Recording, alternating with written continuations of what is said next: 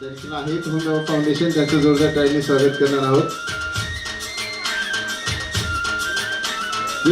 जरा जोरदार टाळ्या. आपण जो म्हणतोय उत्साह जो दिसतोय अकॅडमिक डायरेक्टर आहेत आमच्या होम फाउंडेशनच्या मिसेस की मोनिका मॅम. फार छान नटून सुंदर छान दिसतंय. जरा टाळ्या वाजवा जरा जोरदार. काय करतात. नंतर डॉक्टर आसमा फातिमा डायरेक्टर आहेत आमच्या होम फाउंडेशनच्या यंगेस्ट सायंटिस्ट यांचं स्वागत आपण करणार आहोत. क्षमा मॅम, मी विनंती करतो क्षमा मॅमला की त्यांनी आदरणीय मॅमचं स्वागत करायचंय. खुशी चला तुम्हीच करा. Matching black. जरा जोरदार टाळ्या क्षमा मॅमसाठी सुद्धा. आणि डॉक्टर आसमा फातिमा मॅम यंगेस्ट त्यांचं स्वागत होत आहे. अर्थात त्यानंतर डॉक्टर कुलसुम सामीन फायनलिस्ट आहेत होमी बाबा यांची स्वागत. खुशी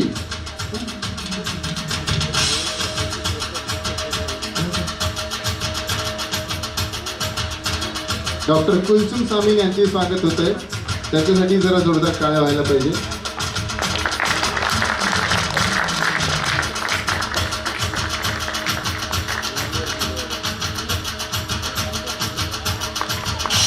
त्यानंतर माननीय मीरा कोरडे मॅम आहेत तर त्यांच्यासाठी जोरदार टाळ्या व्हायला पाहिजे. आदरणीय मीरा कोरडे मॅमांचे स्वागत. आदरणीय आसमा फातिमा मॅम करतील अशी मी विनंती करतो. माननीय मीरा कोरडे मॅम. त्यानंतर माननीय आमला स्टेलिन यांचं स्वागत.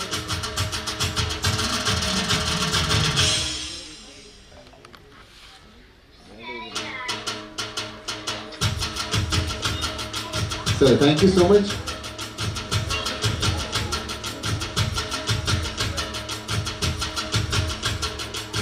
आदरणीय अराफत सर यांचे आम्ही या ठिकाणी हार्दिक स्वागत करतोय.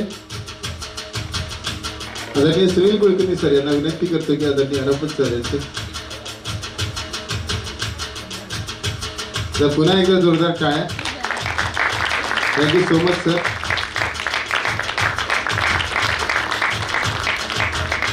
Thank you so much. मुंबईत आपण कुठलाही कार्यक्रम ठाण्यामध्ये म्हणा त्यावेळेस दरवेळेस ठिकाणी आदरणीय सर चेअरमॅन सर उपस्थित असतात. प्रेसिडेंट आहेत. ट्रान्सपोर्ट चेअरपर्सन अनेक आपल्या जे वेळ आहे ते आम्हाला कळते. त्यामुळे सगळ्या मान्यवरांचं पुन्हा एकदा मी या ठिकाणी हार्दिक स्वागत करतो आणि आता अर्थात आमंत्रित करतो. Let's call upon stage. आणि या सगळ्यांमध्ये आता स्वागत करायचं अर्थातच दीप प्रज्वलन. सगळ्यांना विनंती करतो की आपण दीप प्रज्वलनाकडे जाऊयात आणि मुख्य कार्यक्रम जो आहे त्याने आपण सुरुवात करणार आहोत. तो लेट करतो.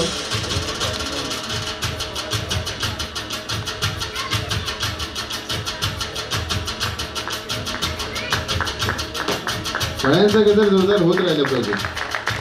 So may I now invite all the dignitaries for the deep prajalan ceremony, the lighting of the lamp, symbolizing of removal of darkness through the noise.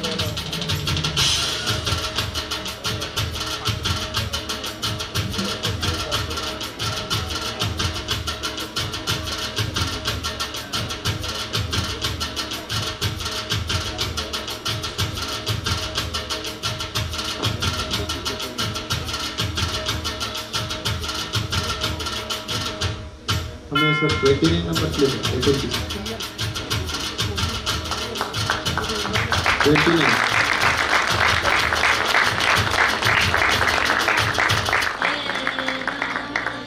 Other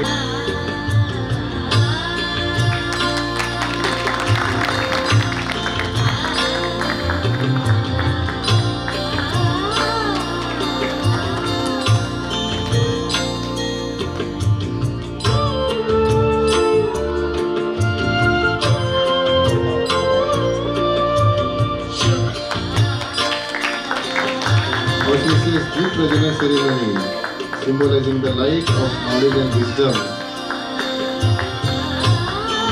Assigned Scientist Award 2024-25 आणि या सगळ्यांमध्ये मान्यवरांच्या ठिकाणी आगमन दीप प्रज्वलन सुरुवात organise by doctor Homi foundation.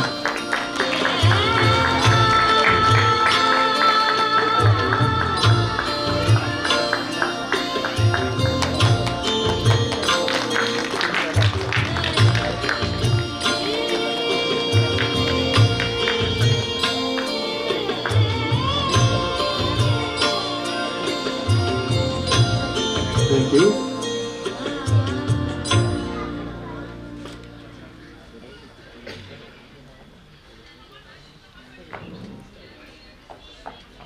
Thank you so much.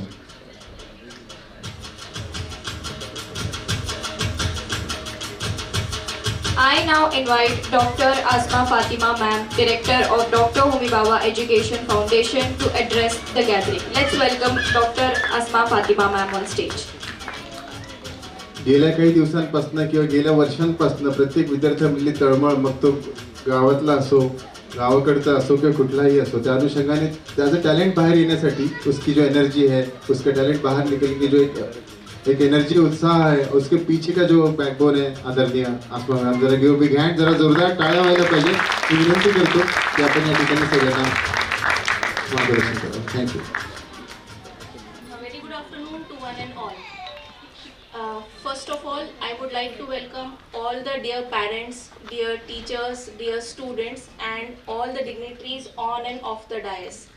I am privileged to have you all here, and we are blessed to have so many privileged persons to address you all today.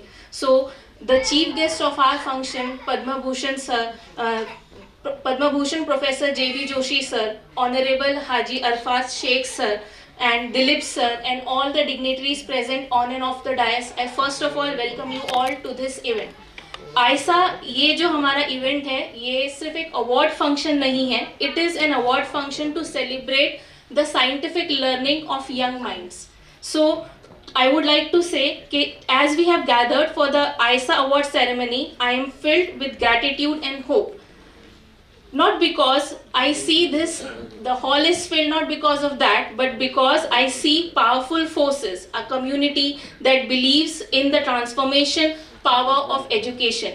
So I welcome you all to ISA. Now, the Dr. Homi Bhabha Foundation was born with the vision of scientific learning, and today is the day we see that the vision is coming to its fulfillment. But this is just the beginning. Now, we have always believed that talent is everywhere, in big cities and in rural cities. So I am very happy to first of all share with you that we have 1.72 lakh students participated in our mathematics and science Olympiad, that is MSAT, and this Olympiad is run for 7 to 10 standard students. Equally, we have an Olympiad running for 5th and 6th standard students by the name of GRADE. And what do you think? 7 to 10 से ज़्यादा share आएगा students का या 5th and 6th से ज़्यादा share आएगा? Because 7 to 10th have 4 classes, correct? 7th, 8th, 9th and 10th. लेकिन 5th and 6th standard में सिर्फ 2 ही classes है. But if you compare the ratio, the parents and teachers are more enthusiastic at the lower levels. So GRADE also has a great participation of students. So we are here to honor them. Now, over the years, through our science model competition, we are not only running the Olympiad, but we are also running a science model competition. We are also running teachers grooming program, and we are happy to give our share in improving the educational sector, whatever bit we can do. But do you think that whatever we are learning is sufficient? The future belongs to robotics and AI. Do you agree with me? Yes. So hence, keeping our first foot in this direction, we are here for launching of our new Olympiad, that is the AI and Robotics RoboQuest. It is the India's first robotics Olympiad for school students. In this Olympiad is not just for winning prizes, but we want to educate our young generation so that they can bear shoulder to shoulder with the upcoming technologies that are being studied in higher standards. So we want to give an edge to the students, giving them a platform to learn these robotics and AI at a lower school level.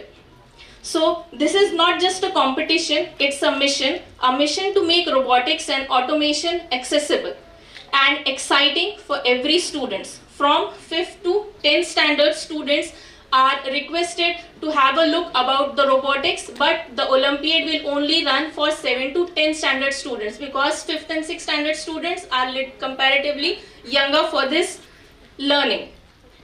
Now, I thank the incredible team of Dr. Homi Bhabha Foundation. We call it DHBF because Dr. Homi Bhabha Foundation थोड़ा सा बड़ा हो जाता है. So we call it DHBF, who works relentlessly behind the scenes, are passionate educators who believe in change, and are visionary partners who walk this path with us.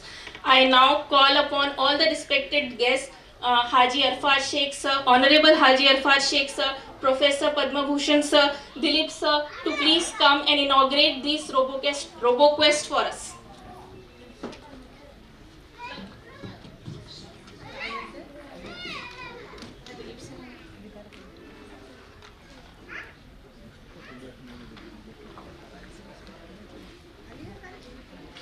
Dilip Herolkar sir.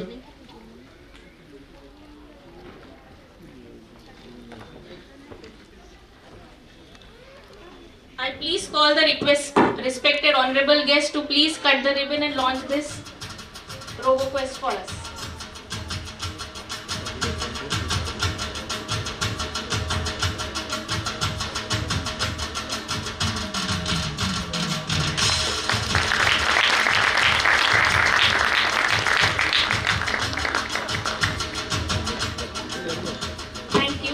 To our dear students, you are not the leaders of tomorrow, you are the leaders of today. Never stop asking questions, never be afraid to fail, because each failure is a step closer to greatness. The medals you receive today is not just an award, it's a reminder that you carry the power to change the world. Thank you.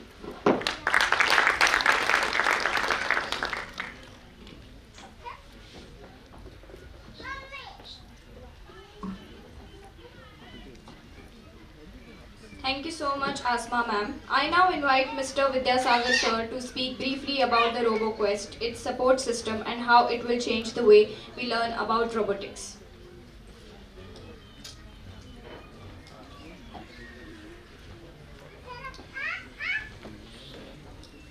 Hello everyone, can we please have the video? We'll just have a quick glance at what we are about to start with the partnership of Homi Bhabha Foundation, Dr. Homi Bhabha Foundation. So we'll just have a quick look about what exactly is this RoboQuest, and then we'll proceed with the presentation that how exactly this exam will roll out and everything related to this exam. So we'll have the video right now.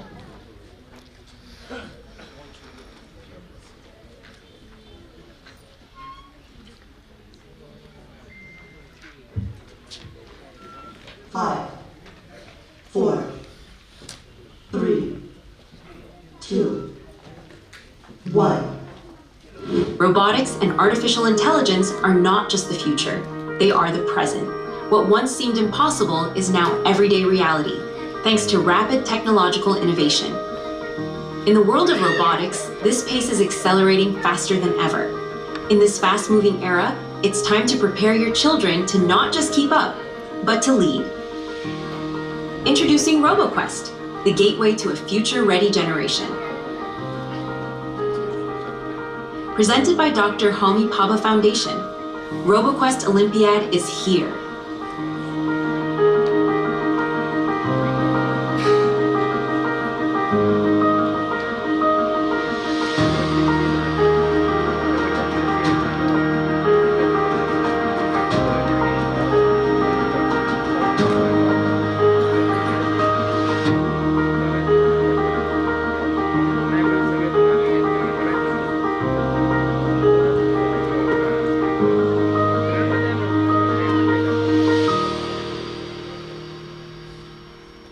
Let's have a round of applause for Dr. Homi Bhabha Foundation to start a venture like this. Olympiads काफी होती रहती है. Sir, please you can have a seat, sir. Please dignitaries, have a seat. Yeah, sir. Olympiads all over India में या फिर all over world में काफी होती ही रहती है. But Olympiads need to level up now. हमें हमारे स्किल्स को लेवरेज करने के लिए कुछ ऐसा प्लेटफॉर्म चाहिए है जो कि मैचिंग इंडस्ट्रियल सिनेरियोज को केटर कर सके in order for you students to be employable. Now will proceed with the presentation.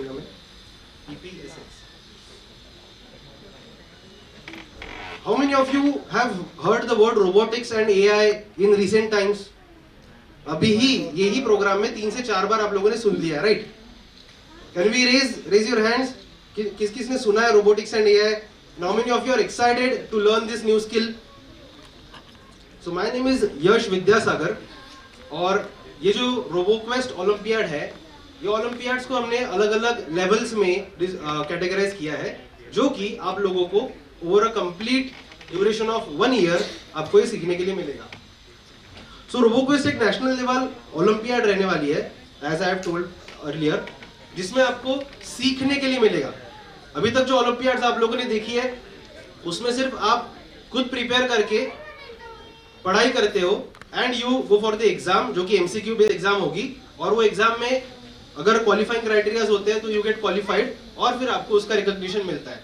But robotics being a new subject, आपको यहाँ पे ये सारी चीजें फ्रॉम स्क्रैच सीखने के लिए मिलेगी. So can we have the next slide? Again next slide. यहाँ पे 21st सेंचुरी स्किल सेट्स आप लोगों को देखने के लिए मिलेंगे. हैंड्स ऑन एक्सपीरियंस रहेगा आपको. आपके ओलंपियाड के अगर आपने रजिस्ट्रेशन किया तो आपके साथ रजिस्ट्रेशन के साथ you will also get a kit, जो किट में आपको सारे sensors, development boards, connecting wires, सारे कंपोनेंट्स इलेक्ट्रॉनिक्स के आपको उसके साथ ही मिलेंगे in the registration itself. And इससे आपकी क्रिएटिविटी भी बूस्ट होने वाली है. So this is a quite unique way to start और level up the olympiad game. Next slide please. इसका स्ट्रक्चर कुछ ऐसा होने वाला है. Will be having 2 levels for this complete olympiad. Level 1 will be a online based exam, online based level. इसमें आपको 20 to 25 online sessions का एक्सेस मिलेगा at the doctor Homi Baba foundation की वेबसाइट पर ही, जो पोर्टल उनका रहेगा. It is LMS, learning management system. उसके ऊपर जैसा आप लोगों ने बहुत लोगों ने देखा होगा, अनअकैडमी, बायजूस वगैरह का लर्निंग प्लेटफॉर्म होता है, जिसके ऊपर आप वीडियोस देख सकते हो. सो इसी तरह से यहाँ पर आप वीडियोस देख सकते हो, साथ ही साथ आप प्रैक्टिकल्स भी लाइव कर सकते हो. इसमें आपको जो टॉपिक कवर किए जाएंगे, that are basic electronics, sensor interfacing, project based learning. हर एक प्रोजेक्ट से हम आगे आगे बढ़ते जाएंगे. Just simple example I will give you. Automatic street light control system. शाम अगर होती है तो स्ट्रीट लाइट्स ऑन होने चाहिए, अगर दिन होता है तो स्ट्रीट लाइट्स ऑफ होने चाहिए. सीसीटीवी सर्वेलेंस सिस्टम, जो सीसीटीवी का कैमरा कंटिन्यू सर्वेल करते रहता है एक पर्टिकुलर एरिया को, वो एरिया वो पूरी सिस्टम कैसे बनाई जाए. Intelligent car parking systems, automatic hand drive system, automatic water level alarm indicator system. ये सारी सिस्टम्स आप ये लेवल 1 में सीखने वाले हो. लेवल 2 में आप जब क्वालिफाई करते हो, लेवल 1 की एग्जाम देकर, लेवल 1 की एग्जाम होगी हमारी ऑनलाइन MCQ बेस्ड एग्जाम. उसमें थियरी का पार्ट भी आएगा और प्रैक्टिकल का पार्ट भी आएगा. सो जब आप ये लेवल क्वालिफाई करोगे तब you will enter into level 2. Level 2 में ऑफलाइन आपको 3 दिन की ट्रेनिंग मिलने वाली है. 3 दिन का ट्रेनिंग मतलब वो वर्कशॉप रहेगा, जो वर्कशॉप 3 दिन के लिए रहेगा, और उसमें आपको फिर एडवांस AI और ML बेस्ड प्रोजेक्ट्स देखने के लिए मिलेंगे. उसकी जो फाइनल हमारी इवैल्यूएशन सिस्टम रहेगी, that will be based on a project submission evaluation method. So will be having a next slide. Robotic kit, video sessions, ये सारी इसका एक्सेस मिलने वाला है. The next slide.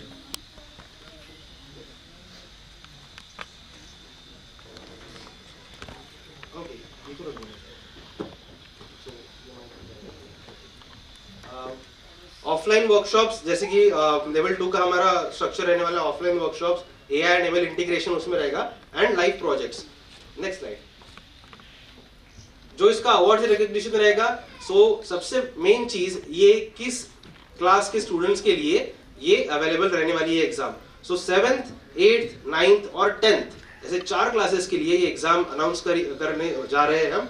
And the cash prices for each class will be like this: 31,000 for the first rank holder, 21,000 for the second rank holder, and 11,000 for the third rank holder for each class. Level 1, Level 2 and दोनों के लिए. और Level 2 के लिए जो qualify करेंगे उनके लिए हमारे पास स्पेशल रोबोटिक किट्स भी रहने वाली है, जैसे कि Ordino Elvic नाम की एक रोबोटिक किट है. That is a very intelligent robot. Pololu 3πD, ऐसे अलग अलग रोबोट्स आपको एज अ कंसोलिडेशन प्राइस भी आपको, अगर आप लेवल 2 में क्वालिफाई करते हो तो आप लोगों को मिलेगा. Next slide please. स्कूल्स का इसमें कैसे पार्टिसिपेशन और स्कूल्स के लिए कैसे एंगेजमेंट रहने वाली है. So you need to promote this olympiad, ताकि ज्यादा से ज्यादा स्टूडेंट्स इसमें पार्टिसिपेट कर पाए और रोबोटिक्स एंड AI हम रूरल लेवल तक भी स्टूडेंट्स तक लेके जाए, because this is the future, this is the future, this is the future. ये तो सुन लिया हमने पास्ट में, but robotics is now the present. Robotics अभी प्रेजेंट में. You must have seen the vacuum cleaner वाला रोबोट, सभी ने देखा होगा. सोफ्याच्या खाली घुसून तो साफ करतो सगळं, राइट. सो वैसे रोबोट्स अभी प्रेजेंट में एग्जिस्ट करते हैं. So robotics and AI is the present. ChatGPT it is AI. ये presentation I have made this using Gamma, this is AI. मैंने सिर्फ इसमें 100 वर्ड्स का प्रॉम्प्ट दिया है, and see how beautiful this presentation looks. This is complete AI thing. The next slide. इसके लिए सिर्फ एक ही चीज आपको मैंडेटरी रहने वाली है, जो कि फिजिकल चीज रहने वाली है, and that is you must have a PC और लैपटॉप. क्योंकि यहाँ पे आपको कोडिंग भी सिखाई जाएगी. सो कोडिंग सीखने के लिए आपको अल्टीमेटली और ऑब्वियसली लैपटॉप की रिक्वायरमेंट लगने ही वाली है. So this is the first thing. The second thing, this is a very personal thing. आपको इसमें एंगेज रहना पड़ेगा. You have to be consistent. क्योंकि अगर 25 लेक्चर्स है और अरे आहे ना खूप दिवस आपण पाहू नंतर, no, this is not the way you should execute this particular olympiad. You have to be very consistent. And the last slide. Students इससे लर्न करने वाले हैं, सीखने वाले हैं. You have to create certain things, you have to create certain projects, और फिर उन्हीं प्रोजेक्ट्स को इनोवेट करके आप लेवल 2 के प्रोजेक्ट सबमिशंस में वो प्रोजेक्ट्स आपको सबमिट करने हैं. And accordingly we will have a beautiful winner list out of this RoboQuest Olympiad. So are you guys excited for this RoboQuest Olympiad that we just announced? कुठे गेला जोश तुमचा? Are you really excited students? I am asking you. And I congratulate the students who stood topper in the previous Olympiad, जो हमारी होमी पापा foundation की है. I congratulate those students and I look forward to see you guys as toppers in this RoboQuest Olympiad as well. So thank you very much, and I thank Dr. Homi Bhabha Foundation to lend me some 15 minutes over here to talk in front of you, and I thank the dignitaries on and off the dais. Thank you very much. Thank you so much, sir. Thank you so much, sir. Now let us call upon stage Mr. Padma Bhushan Professor J.B. Joshi sir on stage to guide the students. Padma Bhushan honourable professor J B. Joshi sir, chancellor ICT Mumbai, Jalna, Bhubaneswar. आता मी सरांना विनंती करतो की आपण या ठिकाणी यायचंय आणि सगळ्यांना मार्गदर्शन करायचं. जोरदार टाळ्या एकदा व्हायला पाहिजे सरांसाठी.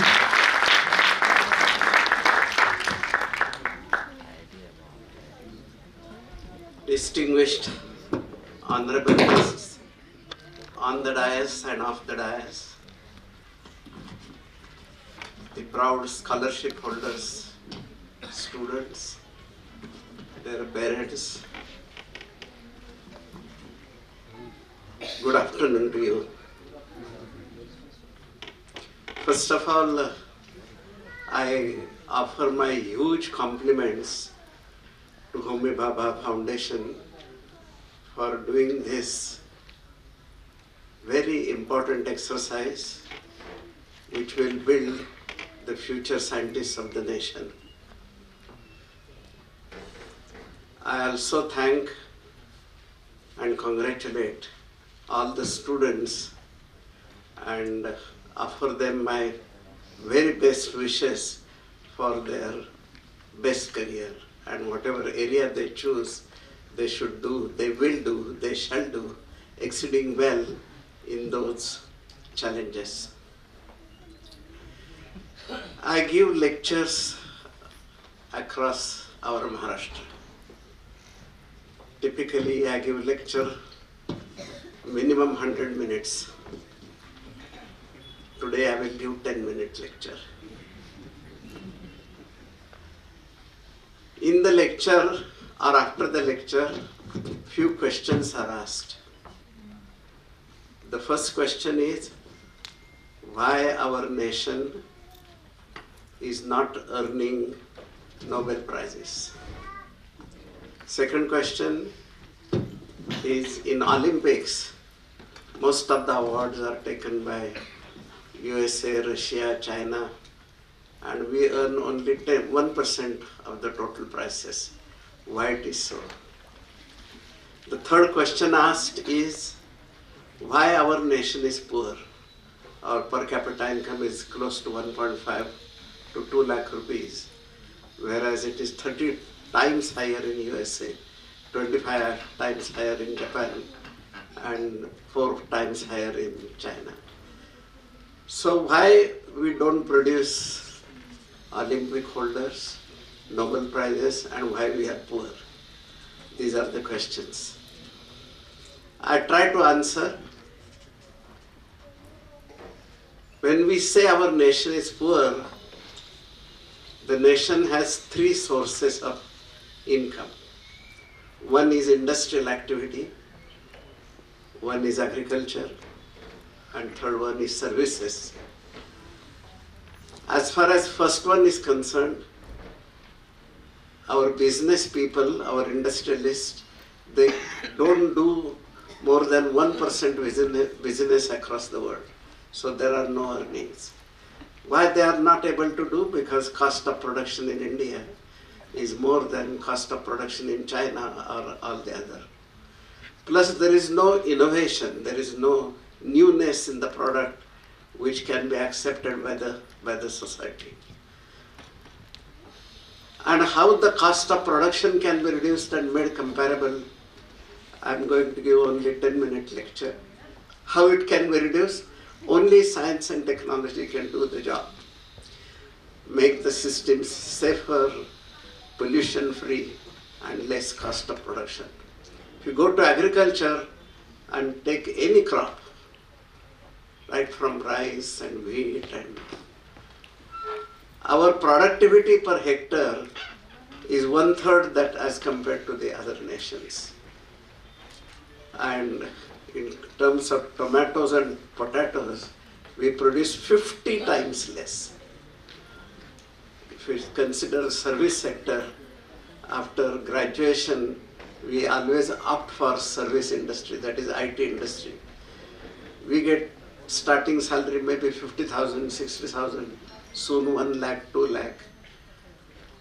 And we feel that that is unattractive. What do? We serve the entire world. आपण हमाली करतो जगाची आणि त्याच्यातून थोडे पैसे मिळतात. फक्त डगला घालत नाही पण करतो हमालीच. आणि हमाली करून पैसे किती मिळणार? जे पैसे मिळतात ते देशाची संपत्ती असते आणि ती संपत्ती इतकी तुरळक की ज्याच्यामुळे आपला देश गरीब राहतो. हे झालं इन्कमचं.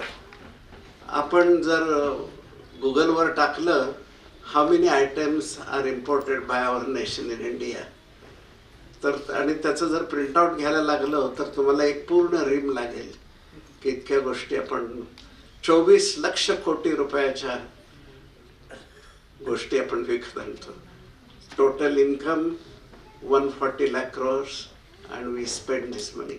So income minus expenditure divided by the population is per capita income. And that per capita income is 140th in the world. There are 152 nations. We stand 12th from the bottom on the basis of per capita income. And the reasons I told you. The business is not doing well because innovations are not there. The farming, the agriculture is not very attractive mainly because again innovations are there. Because we have been taking crops from the same field again and again and again, and we are not putting back what is required by the soil to maintain the health of the soil. And in service sector, forget about some exceptions, but we have not created any software like Word or Excel or in accounts. And that software can be sold throughout the world and earn a lot of money. And that is also, the strength is required in science and technology. So I again compliment Homi Bhabha Foundation because they have recognized what is the need of the nation and executed it.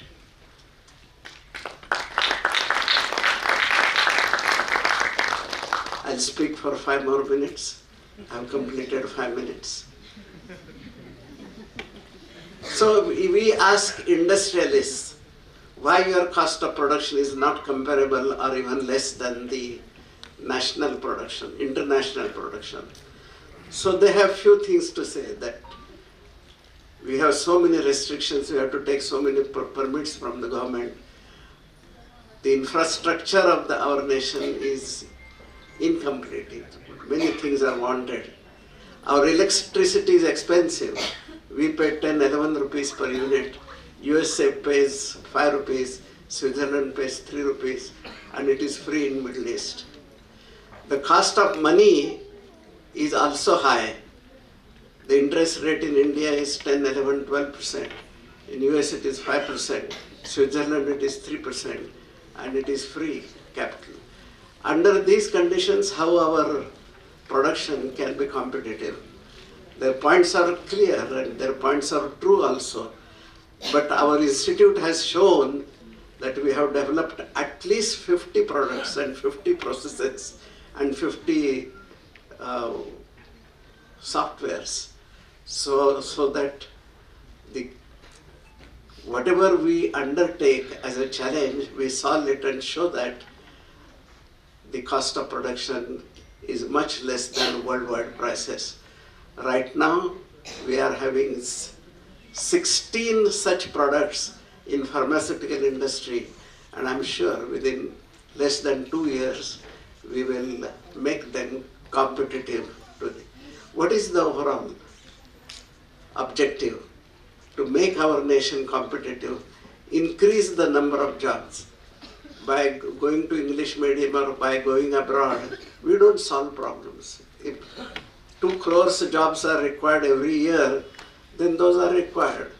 And if the first number and 10th number, if you improve the ability in English, how you are going to increase the number of jobs? You are just within the number of students, you are increasing, maybe, I'm not sure about that also, but within that you are improving the competitiveness. So these are the measures which are really unproductive. What is productive, it's shown by Homi Bhabha Foundation, but I'll tell you a few things. The industry, I told you, they make complaints that our cost of money is high, our cost of that is in terms of interest, that is high, and we don't get meaningful support from academic institutions. If you go and ask academic institutions why we are not competitive, why do such a less business, these people, you may be hearing a number of times, their first complaint is, these days we don't get good students. At our time we were having good students. But our time, if you ask our grandfathers, they will say that at our time students were very good, the next generation. So I consider these as complaints. The academic institutions say that we don't have facilities for. I have received Padma Bhushan and I'm among the top 100 scientists of the world. But I did experiments only with air and water and sometimes sand, nothing more than that. We feel, and this I want to remove your notion completely, we feel that huge sophisticatedly instrumented laboratories are required, good libraries are required, intelligent students are required, huge number of scientists are required, internet is required. I will tell you, I have 55 years of research experience, and I have discussed with my research scientist friends, nothing is required. Nothing of this is required. What is majorly required is to have the ability of concentration of mind. Are you understanding? The ability for concentration of mind. And that can come mainly by meditation. We have a huge amount of time in a week, in a day. Actually, I suggest to my students, you take a separate notebook and write down every half an hour what exactly you have done.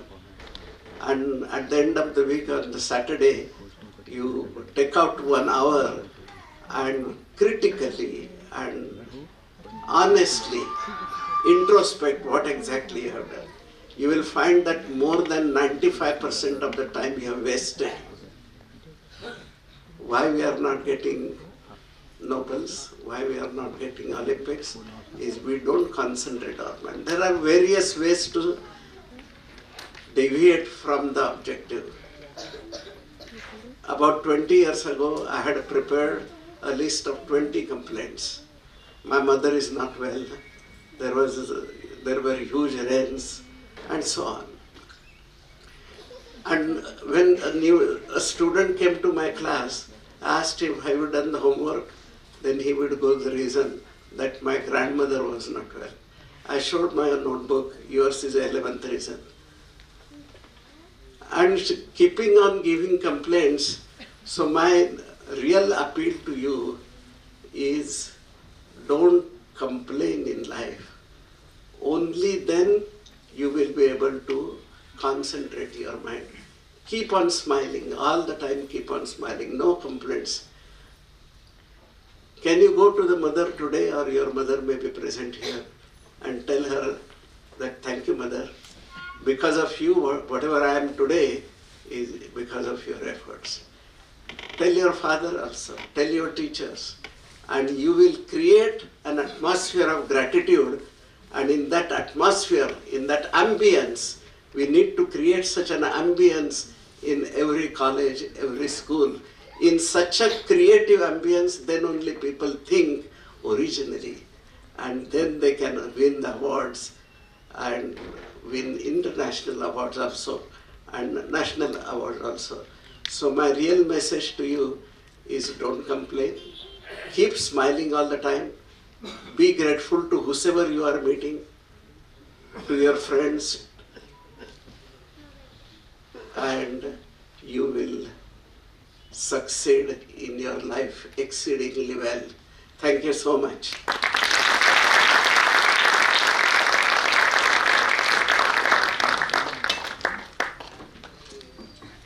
Thank you so much, sir, for your precise guidance to our students. Now let us call upon stage Mr. Ajay Sharma, sir, for his scientific guidance. Thank you so much sir. पूर्वी आपण आता भाषण ऐकले, आता इथे बरीच मंडळी आहेत, सर स्वतःही आहेत. जरा टाळ्यांच्या गजरात सरांचं स्वागत करूया आणि सरांनी धन्यवाद करूयात माननीय पद्मभूषण ज्योती सरांना.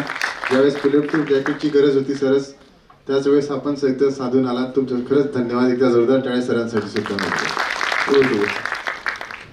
Thank you doctor Homi Bhabha foundation. और सबसे ज़्यादा थैंक यू तो हम कहेंगे कुलकर्णी सर, और उससे पहले ऑनरेबल हाजी अरफात शेख सर. कल मैं लखनऊ में था और सर का फ़ोन आता है, कुलकर्णी सर से बात होती है.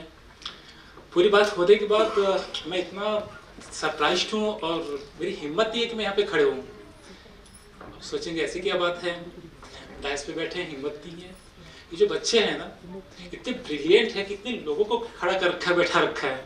तो एक जोरदार ताली आप लोगों के लिए, सारे स्टूडेंट के लिए. असली हीरो आप हो. मैं हैरान हूँ, मैं लखनऊ में था, आप कहाँ थे, आप कहाँ थे, आप सब एक जगह हैं. तो आप इतने बड़े साइंटिस्ट बनने वाले हैं, इतने सक्सेस इतनी छोटी सी उम्र में आप हम सबको खड़ा करके रखते हैं. मैं अजय शर्मा एक बहुत ही मामूली सा इनोवेटर हूँ और एक ही लक्ष्य है, देश के लिए कितना कंट्रीब्यूशन कर सकते हैं. देश पहले हैं, फिर माँ बाप हैं, फिर हम हैं. मैं बहुत ही कम समय में अपनी बात को पूरी करूँगा. और इस बोर्ड को जब मैंने देखा तो मुझे doctor APJ Abdul Kalam sir की याद आई. मैं तो ऐसा कोई दिन नहीं कि उन्हें भूल जाऊँ, कि आज मैं जो भी हूँ उनकी बदौलत हूँ. और ऐसा यहाँ पे कोई नहीं होगा जो उन्हें नहीं जानता. ऐसा कोई है जो डॉक्टर कलाम सर को नहीं जानता है? कितने लोग जानते हैं? लगभग सब जानते हैं. ठीक है. अभी सर ने बताया कि हमारे देश में इनोवेशंस की कमी है. बहुत सही बात बोला सर ने. ये बात मेरे मन में कई सालों से चल रही है. करीब 2016-17 की बात है. मेरे बड़े भाई हैं बैंक मैनेजर, उनसे डिस्कशन चल रही थी कि मैं साइंटिस्ट हूँ. मैंने अपने आप को कहा कि मैं साइंटिस्ट हूँ, ऐसे ऐसे प्रोजेक्ट्स बता रहा हूँ और इतने मेरे आइडियाज़ हैं, मैं इतने पेटेंट्स लूँगा, दुनिया में सबसे ज़्यादा पेटेंट्स लूँगा. बोले तुम्हारा क्या है? मैंने कहा कि कोई भी चीज़ हम प्रिपेयर कर देते हैं, कुछ भी बिगड़ता है. बचपन की बात करें तो उन्होंने कहा कि जब तुम क्लास 6 में थे तो रेडियो बनाते थे, बट तुमने रिपेयर बनाया, कॉपी किया, तो रिपेयर क्या, तुम्हारा क्या है? मुझे गुस्सा आया कि मेरी बुराई कर रहे हैं. मैं क्या किया कि एवरेडी की बैटरी लाया, वॉकमैन का मोटर खोला, उसके जो व्हील्स होते वो निकाले, प्लाईवुड लिया, कटिंग करके गाड़ी बना। देखिए मैंने बनाया, ऐसा कहीं नहीं है। बोले मोटर तुमने बनाया, एवरेडी किसने बनाया? मैं हैरान कि मेरा तो कुछ नहीं है, मैं तो सिर्फ बनी चीज़ों के लेके अरेंजमेंट कर रहा हूँ और उसको क्या नाम दे दिया, इनोवेशंस। तो सर का डायरेक्शन भी यही है कि सच में हमारे देश में इनोवेशंस नहीं हो रहे हैं, बहुत कम हो रहे हैं। हम सिर्फ कॉपी कर रहे हैं, जोड़ तोड़ कर रहे हैं। कितने बच्चे या कितने इवन फैकल्टी अभी तक ये नहीं जानते कि इन्वेंशन और इनोवेशन में क्या अंतर है। ये बहुत ही बड़ी अंतर है। मिस्टर श्री नारायण मूर्ति सर ने कुछ साल पहले कहा था कि इंडिया में पिछले 30 से 35 सालों में एक भी इन्वेंशन नहीं हुआ है। मैं हैरान, आए दिन न्यूज़पेपर में पढ़ते हैं, आए दिन गवर्नमेंट इनोवेशन अवार्ड बांटती है। मुझे खुद नेशनल अवार्ड मिला, मैं 16 दिन राष्ट्रपति भवन में रहा, ठान लिया था कि पहुंच के रहेंगे। 5 साल बाउंड्री पे जाके लेटर लगाते रहे, नहीं पहुंचे, कैसे नहीं पहुंचेंगे, अचीव किया। लेकिन मैंने जो बनाया वो तो इनोवेशन था, इन्वेंशन था ही नहीं। जब इनोवेशन हम नहीं कर सकते तो इन्वेंशन कैसे करेंगे? अब मैं स्टूडेंट्स को बताना चाहता हूँ कि इनोवेशन क्या है। ये पेन है, ये इसकी लीड है, हमने इसको मॉडिफाइड कर दिया, अट्रैक्टिव बना दिया। जैसा कि सर ने बताया कि एआई से अब फाउंडेशन क्लासेस चलाए जाएंगे, हमने 100 वर्ड्स दिए, कंटेंट्स और पीपीटी बन गई, ठीक। तो हमने बनी हुई चीज़ों में ऐड एंड रिमूव किया, वो इनोवेशन है। तो देश तो पीछे जाएगा ही। यूएस, उसका सोर्स ऑफ इनकम क्या आपको पता है? सबसे बड़ा सोर्स ऑफ इनकम क्या? हमारे देश का सबसे बड़ा सोर्स ऑफ इनकम है पीएसयू, इनकम टैक्स, रेलवेज, इस तरह की चीजें हैं। लेकिन उनका सबसे बड़ा सोर्स ऑफ इनकम है पेटेंट्स। यूएस पेटेंट्स, आपने सुना है पेटेंट्स? जानते हो पेटेंट्स? कॉपीराइट, टेक्नोलॉजी में पेटेंट होता है। और सभी स्टूडेंट्स आज से ध्यान रखना, आज से आपके दिमाग में कोई भी आइडियाज आ रहा है, आप अपने फैकल्टी को, अपने पेरेंट्स को, अपने भैया को, दीदी को बोलोगे कि पहले मेरे आइडियाज को आप पेटेंट कराओ। हमारे बीच के कितने अच्छे आइडियाज होते हैं कि जब हम एक्साइटमेंट में शेयर करते हैं, प्लेटफॉर्म पे शो करते हैं, साइंस फेयर में प्रोजेक्ट्स बना के, और वो आइडिया कॉपी होकर दूसरे देशों में प्रोजेक्ट बन के बिजनेस हो रहे होते हैं। तो पहले अपने आइडियाज को शेयर करने से पहले उसे पेटेंट कराना है। पेटेंट कराने से आपको ये फायदा होगा कि सबसे पहले हमारा देश टेक्नोलॉजिकली साउंड होगा, हमारे देश की इनकम बढ़ेगी आपकी वजह से, हमारा देश फिनेंशियली स्ट्रांग होगा, जो सर ने चिंता जताई। I am right sir? तो सब, अब मैंने कहा कि नारायण मूर्ति ने कहा कि 30 सालों में एक भी इन्वेंशन नहीं हुआ, मुझे बात लग गई। और बात पेटेंट्स की रही, तो फिर मैंने ज्वाइंट सेक्रेटरी मिस्टर करदम को फोन किया। तब वो दिल्ली में थे, 2019 की बात है। तो मैं इंस्टीट्यूशन इनोवेशन काउंसिल में बोर्ड मेंबर था इंग्लिश यूनिवर्सिटी में, under MHRD government of India में।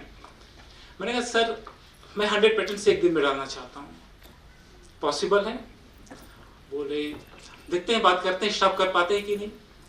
तो मैंने कहा पहले मुझे डेटा बेस दीजिए कि पूरे वर्ल्ड में ऐसा किस कंट्री ने किया, या किस इनोवेटर या किस साइंटिस्ट ने किया। तो उन्होंने कहा मुझे 2 दिन का समय दीजिए।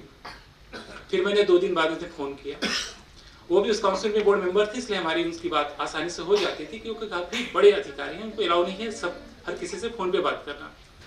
क्योंकि भारत का जो सबसे बड़ा पत्र होता है राजपत्र, गैसेट, वो सबसे बड़ा पेटेंट ऑफिस से मिलता है एक आम आदमी के लिए। उससे बड़ा कुछ नहीं है, उससे बड़ा कोई भी विद्वान है ही नहीं अगर वहाँ से सर्टिफाइड हो गया तो। तमाम अवार्ड एक तरफ, अगर आपने कोई पेटेंट आपकी ग्रांट हो गई। आज अंबानी की बात करें, चाहे किसी भी एलन मस्क की बात करें, ये टेक्नोलॉजी पे डिपेंड हैं। ये रिच इसलिए हैं कि ये टेक्नोलॉजी खरीदते हैं, टेक्नोलॉजी पे काम करते हैं। अगर इनके पास टेक्नोलॉजी ना हो तो ये क्या करेंगे?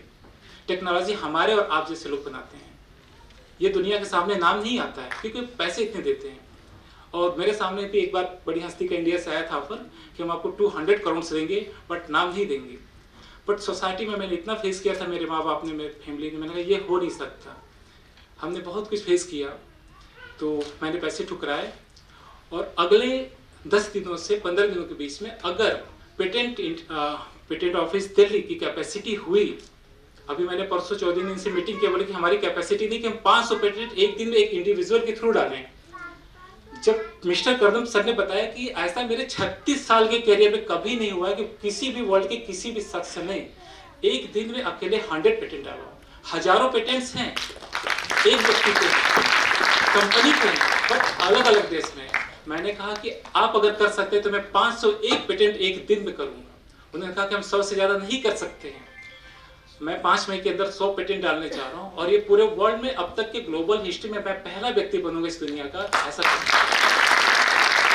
और ये सारे पेटेंट 50 पेटेंट हमारे देश के सोल्जर्स के लिए हैं।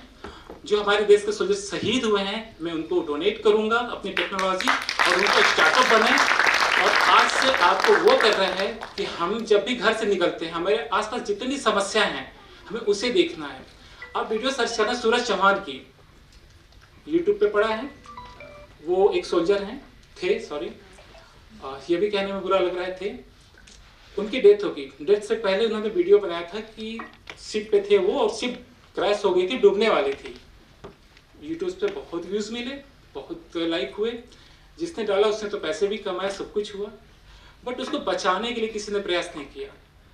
अगर हमारी गाड़ी कहीं चौराहे पे फंस जाए तो सबका परिचय डीएम, सीएम, पीएम तक निकल जाएगा, फोन घुमाने के लिए, पुलिस को डटवाने के लिए कि कैसे चालान काट दिया। किसी बहन माँ बेटी का रेप होता है तब किसी की कांटेक्ट नहीं निकलती है। तो हमारे देश में इस तरह के वीर हैं कि कांटेक्ट फालतू जगह पे निकलेगी। तो इतने ही साइंटिस्ट अगर यहाँ बैठे हैं या हमारे देश में हैं तो हमारे जो सोल्जर शहीद हो रहे हैं, जो लोग मर रहे हैं, आप बनाओ ना टेक्नोलॉजी, वो लेने को तैयार हैं। सूरज चौहान का वीडियो सर्च करना, सिर्फ 500 रुपए के खर्चे में एक ऐसा प्रोजेक्ट बनाया जा सकता है कि अगर वो उनके पास एक वेस्ट होता, हम एक सिंपल सा मोटर लेके उसको एयर सक्शन करने की सिस्टम बना दे और हम एक ऐसा वेस्ट बनाए कि जो फूल सके और कम से कम पानी में हम डूब रहे हैं तो 2 मिनट के लिए तो ऊपर आ सकते हैं। हम कम से कम इतनी ऑक्सीजन ले सकते हैं। ये बहुत मतलब क्लास 6 लेवल की बता रहे हैं। तो ऐसे ऐसे टेक्नोलॉजी बना के मतलब बहुत इजीली उनकी जान चली गई जो सिर्फ 500 रुपए की टेक्नोलॉजी से बचाई जा सकती थी।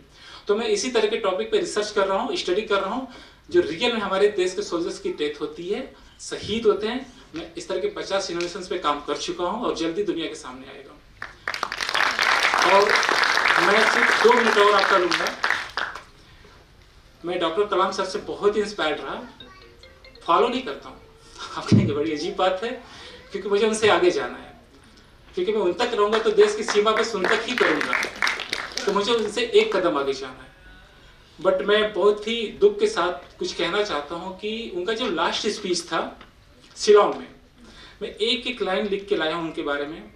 उनके बारे में कुछ बोलना होता तो मैं लिख के ही लाता हूँ और पढ़ता हूँ। डॉक्टर एपीजे अब्दुल कलाम का आखिरी स्पीच 27 जुलाई 2015 को Indian institute of management IIM Shillong में था। वो एक लेक्चर देने गए थे स्टूडेंट्स के लिए, जिसका टॉपिक था क्रिएटिंग अ लिवेबल प्लैनेट्स अर्थ, मतलब रहने लायक अर्थ बनाएं।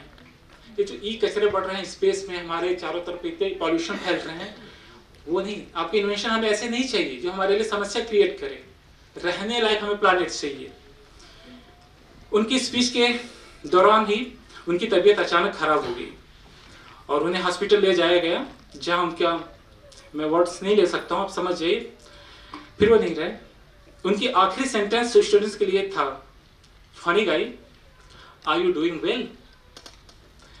ऐसी स्थिति में उनको चेस्ट पेन हो रहा था, उनको पता था कि मेरी कंडीशन अच्छी नहीं है। मैं इसको बहुत ही क्लोज रहा और मैं उनसे कई बार मिला, पर्सनली वो मुझे कॉल भी करते थे और उसकी घटना 1 मिनट में बता के ख़त्म करेंगे।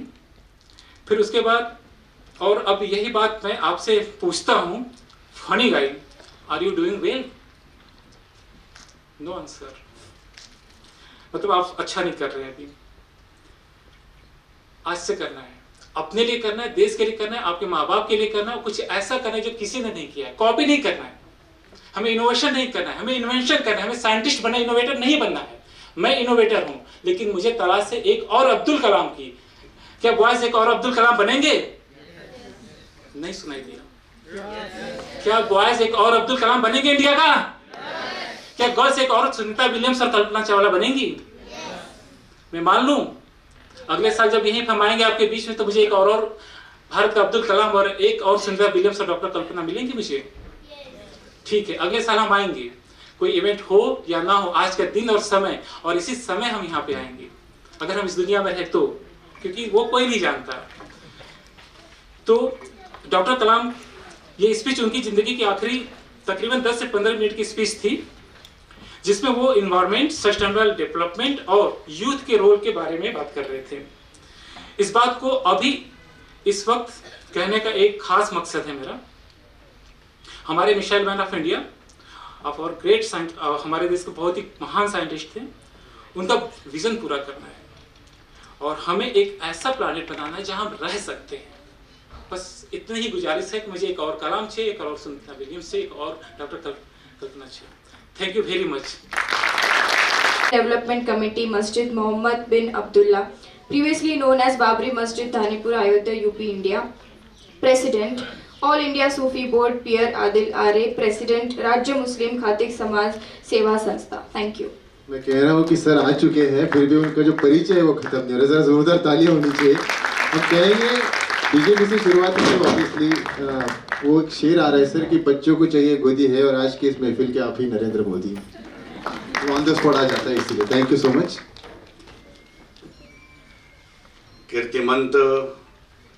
कीर्तिमंत बुद्धिवंत कलावंत श्रीमंत आशीष्यमंत छत्रपति शिवाजी महाराज, धन्य वैसी माँ जिसने डॉक्टर बाबा साहब अम्बेडकर जैसे सुपुत्र को जन्म दिया। दिल में अल्लाह का नाम, जुबा पे माँ बाप का नाम, सभी भाइयों बहनों को, दोस्तों को, बच्चों को हाजी आराफा शेख का सलाम।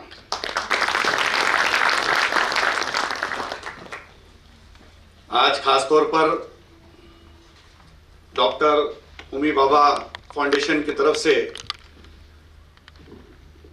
मैं कुलकर्णी साहब का,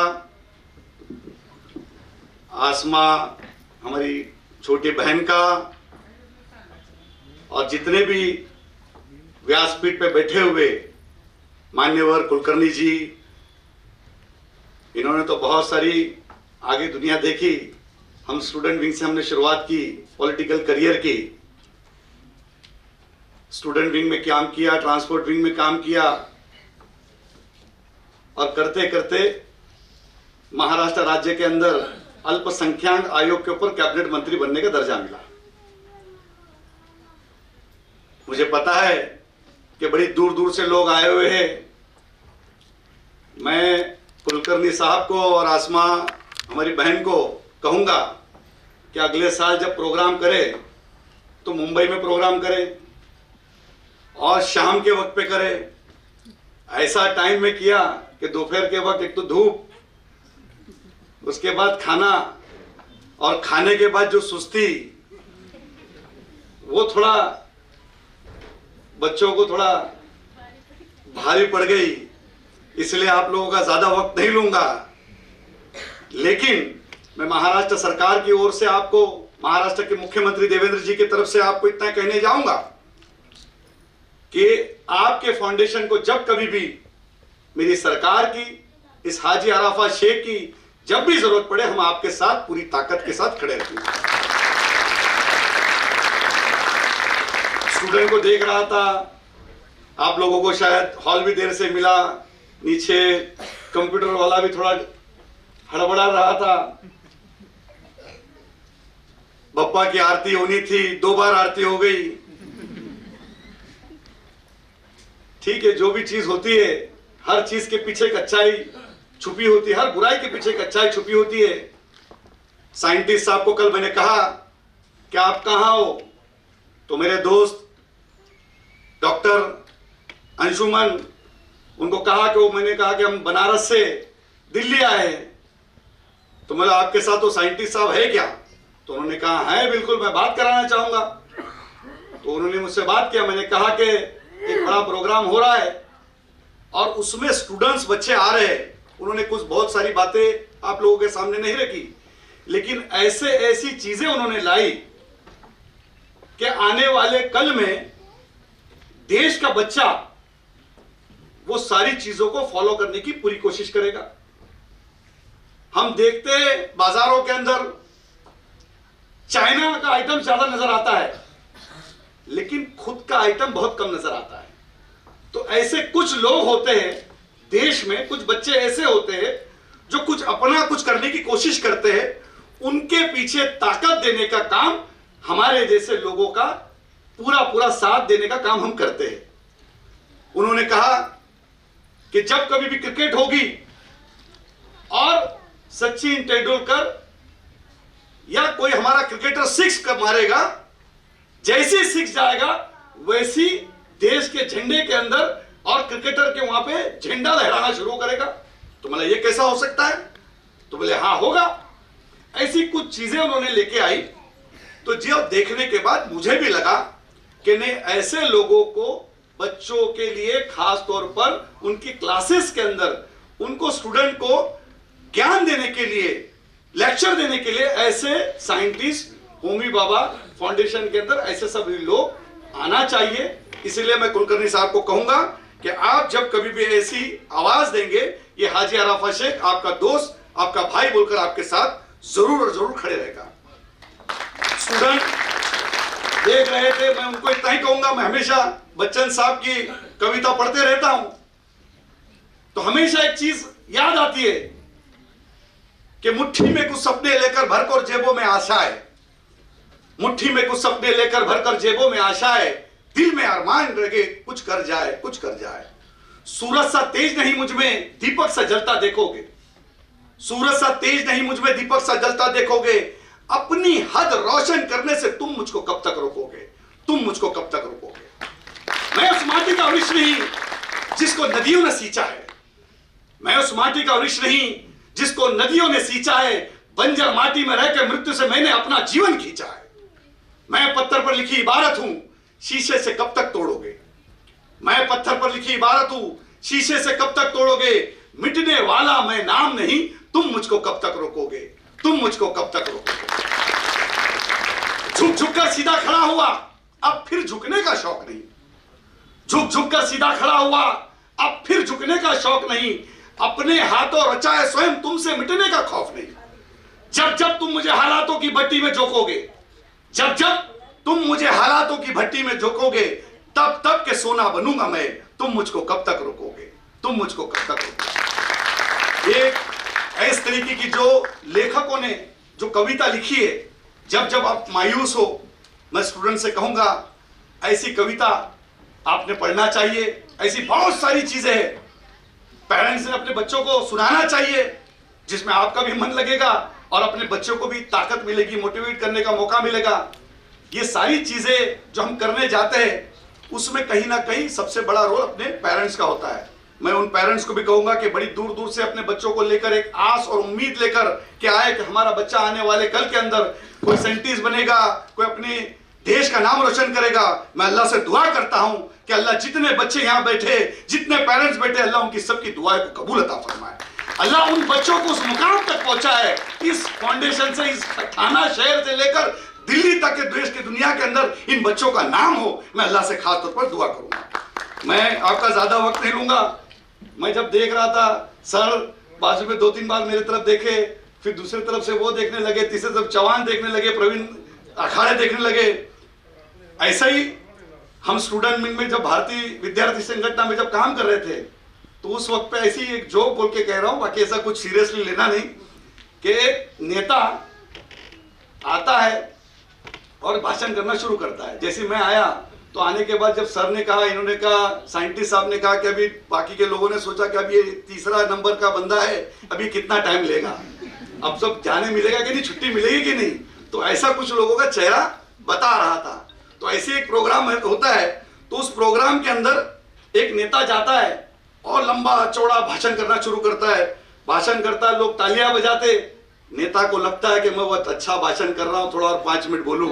लोग तालियां बजाना शुरू करते, नेता फिर भाषण करने की शुरुआत करता है, फिर लोग तालियां बजाते, फिर नेता को लगता है कि यार अच्छा बोल रहा हूं और 5 मिनट बोलता हूं, फिर वो भाषण करना शुरू करता है, लोग और तालियां बजाते। वहां से एक मौसी उठ के आती है बड़ा डंडा लेकर और स्टेज के आसपास घूमना शुरू करती है। नेता चुप, नेता की आवाज बंद। नेता को समझ में नहीं आया डंडा क्यों आया है ये। नेता फिर भाषण करना शुरू करते, फिर लोग तालियां बजाते। दूसरे तरफ से एक मामा भी उठ के आते बहुत बड़ा और एक डंडा लेकर। नेता को तो अब लगा कुछ तो गड़बड़ है, तो वहां से मौसी और मामा बोलते कि आप बोलो बोलो, आपका कोई प्रॉब्लम नहीं, आप तो हमारे मेहमान हैं, हम तो उसको ढूंढ रहे जिसने आपको बुलाया है। तो ऐसा कुछ ना हो उससे पहले मैं आप लोगों की इजाजत लूं, क्योंकि मैं देख रहा हूं बहुत देर से बहुत लोग, कोई इधर सो रहा है, कोई उधर सो रहा है। तो आपके बीच में आपको ज्यादा तंग नहीं करूंगा, लेकिन दुआ देता हूं आप लोग जरूर और जरूर कामयाब होंगे, आपके बच्चे जरूर कामयाब होंगे। मैं वाहिद एक हिंदुस्तान का एक ऐसा शख्स हूं, मैं प्राउड फील करता हूं। मैं हमेशा कहता हूं आदि आई बाबा नंतर साई बाबा। मैं पिछले 10 साल पहले हिंदुस्तान से, मतलब बहुत सारे करोड़ों लोग होंगे जिसमें अल्लाह तबारक व तआला ने इस हाजी अराफात शेख को चुना। मेरे माँ बाप के दुआओं का नतीजा था। लोग मक्का और मदीना जब जाते तो काबे को पास जाने की कोशिश करते हैं, काबा देखने की कोशिश करते हैं। इस हाजी अराफात शेख को काबे के अंदर जाने का मौका मिला, और अंदर जाने के बाद मैंने खूब दुआ की, मेरे देश के लिए दुआ की, देश के बच्चों के लिए दुआ की, ये देश दुनिया का सबसे बड़ा देश बन जाए, ये देश दुनिया का नंबर 1 का देश बन जाए। दिल से दुआ निकली, और मैं यहाँ वही दुआ करता हूँ कि जितने बच्चे बैठे, जितने पेरेंट्स बैठे, बड़ी दूर दूर से आए, आपके हर कदम अल्लाह मुबारक करे, और जितने कदम आपने आपके बच्चों के लिए यहाँ पे लेके गए, वो सारे कदम आने वाले कल में आपके बच्चों को उसका सवाब मिले, और आने वाले कल में ये बच्चे दुनिया के नामी गिरामी बच्चे बने। ये मैं आपके लिए खासतौर पर दुआ करता हूँ। जाता माझे आवडते कवी कुसुमा गजांची कविता सांगून जातो, चलाव भारू सुब्रुसळे गर्वाने वरती, चलाव भारू सुब्रुसळे गर्वाने वरती, कथा या खुल्या सागराला, अनंत आमची ध्येया शक्ती, अनंत आमची आशा, किनारा तुला पामराला, किनारा तुला पामराला। जय हिंद, जय महाराष्ट्र, खुदा हाफिज। Thank you so much sir. जोरदार टाळ्या एकदा व्हायला पाहिजे सरांसाठी. टाळ्यांचा गजर थांबायला नको. सरांची स्टोरी ऐकून मला आता समजलं तुम्ही सुरुवातीला आल्यावर टाळ्या का वाजत होते, ते मला बघून तर नहीं। मुझे लगा मुझे जब आप नहीं आए थे, हमारी बातचीत हो रही थी, तब ये बहुत क्लैपिंग कर रहे थे, और शायद वो छड़ी पीछे रखी है। एनीवेज काय हरकत नाही, पण आता पेशन्स संपलाय. जरा जोरदार टाळ्या सगळ्यांसाठी पुन्हा एकदा. आणि आम्ही जरी आता संत असलो तरी आम्ही पुढे जाऊन, जसं तुम्ही म्हणालात की त्यापेक्षा अनुषंगाने सगळी मुलं, जसं सर म्हणाले, आपण म्हणालात हम तैयार है अगले कल्पना चावला और अगली साइंटिस्ट बनने के लिए, लेकिन अभी जो अचीवमेंट इन्होंने की है साठी आयसा साठी जरा जोरदार टाळ्या. Aspiring young scientist award 2024-25. आणि आता आपण सुरुवात करणार.